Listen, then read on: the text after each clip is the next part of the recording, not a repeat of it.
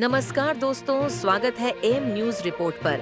दोस्तों, जिस प्रकार चीन जाल बिछा रहा है, बल्कि उल्टा खुद चीन फंस गया है। भारत ने बिछाया ऐसा जाल जिसमें दुनिया का सबसे बड़ा धूर्त देश तबाह हो गया। उसकी इतनी बड़ी तकनीक जो पूरी दुनिया को बना रखी है अपनी ताकत का मोहताज। अमेरिका छोड़ो, रूस भी लाख कोशिशों के बावजूद भी ऐसा न कर सका। सर्वनाश के चक्र ने चीन को तबाह कर दिया। दूसरों को कर्ज के गड्ढे में धकेलने वाला चीन, वो बॉन्ड $4 ट्रिलियन खुद गंवा बैठा। अब कितना भी जोर लगा ले, चीन से कभी उभर नहीं पाए गए। दोस्तों, चीन भारत को एक ऐसे गड्ढे में गिराने जा रहा था जिससे निकलना नामुमकिन था। यह एक ऐसा दलदल था जिसमें इकोनॉमी फंसकर दम तोड़ देती। चीन पूरी प्लानिंग कर चुका था भारत को अपने इशारों पर नचाने का, लेकिन भारत ने अपनी ताकत का ऐसा बवंडर लाया कि चीन लड़खड़ाते हुए अपने ही खुदे हुए गड्ढे में जा गिरा। और ये गड्ढा ऐसे दलदल से भरा हुआ है कि चीन अब इससे कभी निकल नहीं सकता।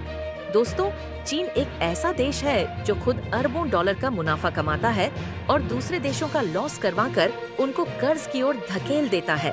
ये रोज का काम हो गया है उसका। और ऐसा कर भी कौन सकता है इस पूरी दुनिया में? बस वह एक ही है जो गरीब देशों को कर्ज देकर लूटता है। वह है चीन के राष्ट्रपति शी जिनपिंग। जी हाँ, आज इसके साथ वह हुआ है जो कभी भी नहीं हुआ था। चीन जैसे जाल में फंस गया है। अगर उस जाल को काटने की कोशिश भी करें तो वह नहीं कर सकता, क्योंकि एक दो नहीं बल्कि 27 देशों का बिछाया हुआ यह जाल है। कुछ समय से कुछ देशों ने चीन की ऐसी बैंड बजा रखी है कि वह लंबे समय तक याद रखेगा। तो दोस्तों, चीन ऐसे कौन से जाल में फंस गया है जो भारत सरकार को ही पता है, लेकिन 140 करोड़ भारतीयों को नहीं पता है। तो दोस्तों, पूरी खबर क्या है जानेंगे इस वीडियो में। लेकिन उससे पहले भारत के इस कामयाबी के लिए इस वीडियो पर एक लाइक तो बनता है। फटाफट वीडियो को लाइक कर दीजिए दोस्तों। चीन को लगता है कि धूर्त होना उसकी खासियत है। उसकी इसी चालाकी में सारे देश फंस जाते हैं और उसके बाद वह धोखा देकर चालाकी से अपना काम निकाल ले जाता है और दूसरे देशों को नुकसान देकर खुद अरबों डॉलर का मुनाफा कमाता है। लेकिन इस बार समस्या यह हो गई कि चीन ने पंगा ले लिया। महाधारणा हम बात कर रहे हैं यूरोप के देशों की, खासकर यूरोपियन यूनियन की, जिसमें 27 देश शामिल हैं। आप जानते ही हैं कि चीन जहां कुछ दशकों से धूर्तता करता रहा है, लेकिन यूरोपियन यूनियन के जो देश है वह तो कई सदियों से चालाकी, चालबाजी और धोखाधड़ी के मास्टर होते आए हैं। लेकिन चीन इस बार यह बात भूल गया कि जिस धूर्तता के स्कूल में वह एक छोटा सा स्टूडेंट है, उसके प्रिंसिपल है यूरोपियन यूनियन के देश, उनसे बड़ा महाधूर्त आज तक पैदा नहीं हुआ। उन्होंने यही चालाकी, चालबाजी और धोखाधड़ी करके आज तक अपना काम चलाया है। लेकिन चीन शायद इसे भूल गया और उसी का परिणाम है कि आज वह सबसे बड़े डिजास्टर से गुजर रहा है। नहीं समझे? मैं आपको बताती हूँ। दरअसल इस समय दुनिया का जो इलेक्ट्रॉनिक कारों का मार्केट है तेजी से विकसित हो रहा है। आज की तारीख में इसकी टोटल वैल्यूएशन है कम से कम $75 बिलियन।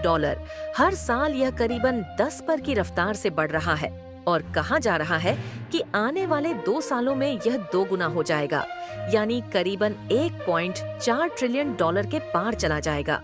बहुत ज्यादा बड़ी बात है, क्योंकि इस धरती पर आज की तारीख में मुश्किल से 180 देश हैं, जिनकी टोटल अर्थव्यवस्था इसकी आधी भी नहीं है।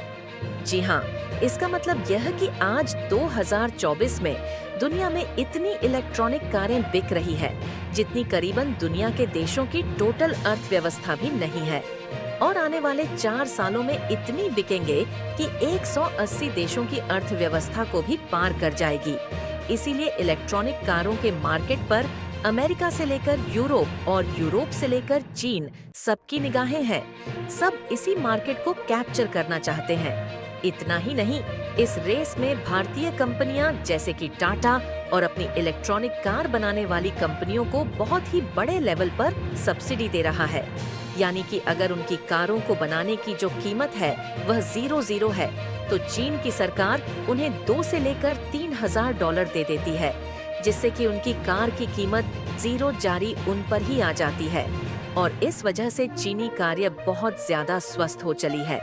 और इसके पीछे चीन की रणनीति यह है कि चीन की कंपनियां दुनिया भर में इतनी सस्ती कार्य बनाने लग जाएं कि आने वाले 4 सालों में कोई भी दुनिया की कंपनी कंप्लीट ही न कर पाए।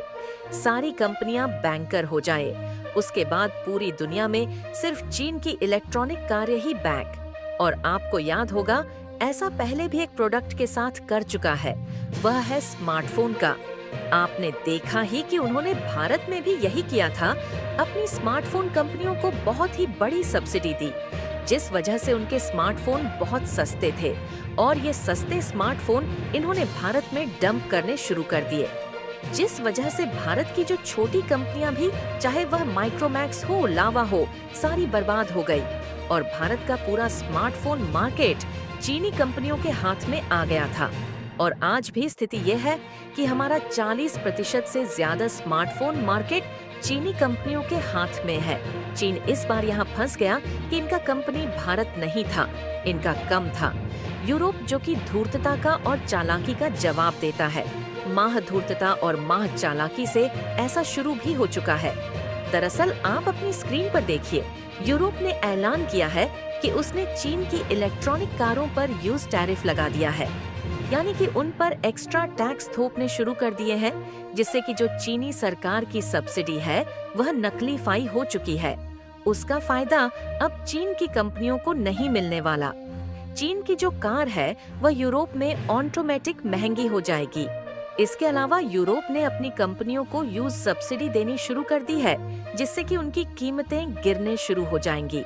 इसके अलावा यूरोपियन सरकार यह भी ऐलान करने वाली है कि अगर कोई यूरोप का आदमी यूरोपियन कार खरीदता है तो उसे कार खरीदने पर सब्सिडी और छूट दी जाएगी टैक्स में। लेकिन अगर आप चीनी कार खरीदते हैं तो आपको टैक्स में छूट नहीं मिलेगी, या कि चीन की कंपनियों की जो कारों की कीमतें हैं, यूरोप उन्हें आसमान पर पहुंचाने जा रहा है। लेकिन यूरोप यहां तक नहीं रुकने वाला। दरअसल उसकी प्लानिंग है खुद चीन का मार्केट कैप्चर करने। आप अपनी स्क्रीन पर देखिए, रिपोर्ट निकलकर सामने आई है कि चीन को खतरा है कि उसकी कंपनियों पर यूरोप और एक्शन लेगा। इसीलिए वह यूरोप के सामने बातचीत करने के लिए बेबस हो गया है और उसने यह भी ऐलान किया है कि अगर यूरोप और एक्शन नहीं लेता है उसकी कंपनियों के खिलाफ, तो यूरोप की जो इलेक्ट्रिक कार बनाने वाली कंपनियां हैं, उन्हें चीन के अंदर रिलैक्सेशन दिया जाएगा, उन्हें छूट दी जाएगी। इसके अलावा उन्हें अन्य बेनिफिट दिए जाएंगे, जिससे कि यूरोपियन का 4 मैन्युफैक्चरर्स की कारें चीन में सस्ती होंगी और वह और ज्यादा बिगड़ गई। लेकिन यूरोप का क्या जवाब है नहीं। दरअसल यूरोप ने कहा है, यूरोपियन टैरिफ की वजह से तो उनकी जो कारों की कंपनियां हैं वह लगातार लोगों को नौकरी से निकाल रही हैं और बताया जा रहा है कि अब यह चीन में और तेज हो सकता है। वहां पर जॉब क्राइसिस और बढ़ सकता है। इसके अलावा इकोनॉमी को भी देने लगेगा। तो दोस्तों के जानकारी कैसी लगी? अच्छी लगी हो तो इस मेरी मेहनत के लिए चैनल को जरूर सब्सक्राइब करें। धन्यवाद।